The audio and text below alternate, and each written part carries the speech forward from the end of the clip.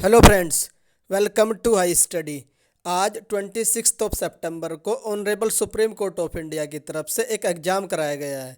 यह एग्ज़ाम किस पोस्ट के लिए कराया गया है? एक पोस्ट थी हमारी जूनियर कोर्ट असिस्टेंट की पोस्ट के लिए एग्ज़ाम कराया गया है, ऑल इंडिया में कराया गया है।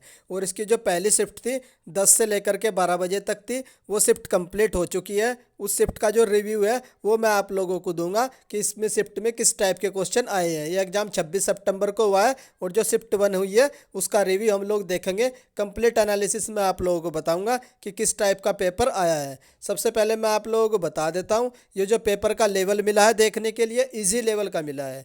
आई थिंक आप लोगों का डाउट क्लियर होगा कि ईजी आएगा कि मॉडरेट आएगा। ईजी लेवल का पेपर देखने को मिला है। उसके बाद हम लोग देख लेते हैं जो जीके के जो कुछ क्वेश्चन है जो मुझे कैंडिडेट के द्वारा भेजे गए हैं। मैं आप लोगों को दिखा देता हूँ किस टाइप की जीके पूछी गई है। मोस्टली जो जीके रही है एसएससी लेवल की जीके रही है। एसएससी लेवल के जीके के क्वेश्चन पूछे गए हैं। पहला क्वेश्चन एक पूछा गया था कि Akbar belong to which dynasty. Akbar किस डायनेस्टी से बिलोंग करते हैं? हर एक कैंडिडेट को पता है मुगल डायनेस्टी इसका आंसर है। उसके बाद जो नेक्स्ट क्वेश्चन पूछा गया था, climate national policy for climate action which year. मतलब कि जो इससे क्या नाम, क्लाइमेट एक्शन से रिलेटेड जो पॉलिसी थी वो किस ईयर में आई थी? तो ये 2008 था इसका आंसर। आप लोग चेक कर सकते हैं। अगर किसी क्वेश्चन में कोई एरर है उस क्वेश्चन को आप कमेंट बॉक्स में करेक्ट कर देना कि सर ये क्वेश्चन इस टाइप से पूछा गया था। चलिए नेक्स्ट देख लेते हैं हम। उसके बाद पूछा था अंत्योदय अन्न योजना से संबंधित एक क्वेश्चन था। Which of the following is the part of fix capital, इस एक फिक्स कैपिटल से संबंधित एक क्वेश्चन था। उसके बाद आर्टिकल 19, 16, 21 इनमें से कोई स्टेटमेंट के रिगार्डिंग कोई क्वेश्चन दे रखा था, उससे संबंधित एक क्वेश्चन पूछा गया था।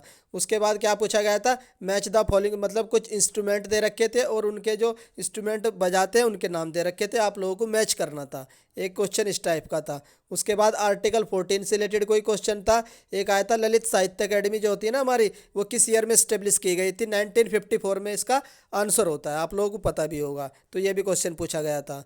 उसके बाद था एनएपीसी। एनएपीसीसी कब स्टार्ट हुआ था? इसका 2008 आंसर है। मैंने चेक कर लिया, एकदम एग्जैक्ट आंसर है।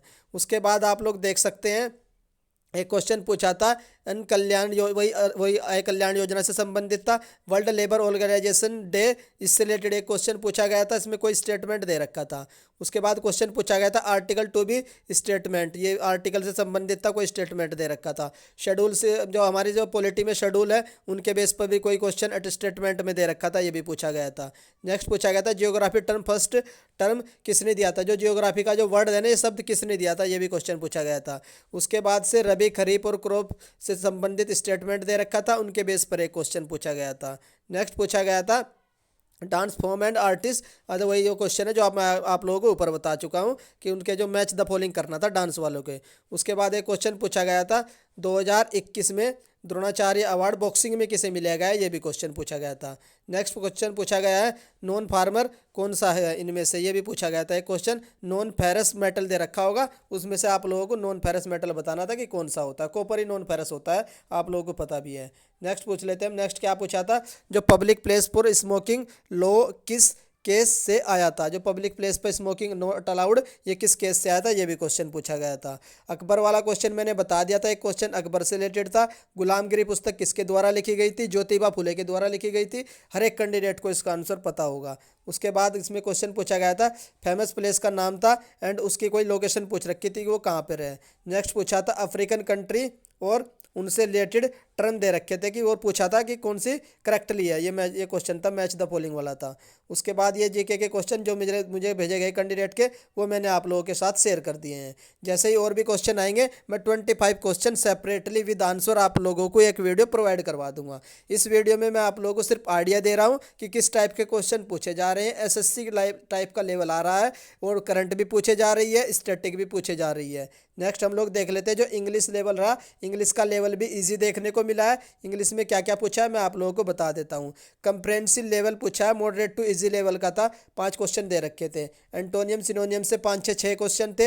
एरर के 3 से 4 क्वेश्चन थे। उसके बाद इन लोगों ने दे रखा था करेक्ट सेंटेंस, मतलब कोई करेक्ट करेक्ट करने थे, 2 सेंटेंस उससे थे। पीक्यूआरएस से संबंधित 4 से 5 क्वेश्चन थे। ईडीएम से संबंधित 3-4 क्वेश्चन थे और वन वर्ड सब्स्टिट्यूशन से भी संबंधित कुछ क्वेश्चन पूछे गए थे। ये मैंने बता दिया आप लोगों को इंग्लिश में क्या क्या क्वेश्चन पूछे गए हैं। एक बार आप लोग यहाँ भी देख सकते हैं, एंटोनियम वगैरह सब वही है।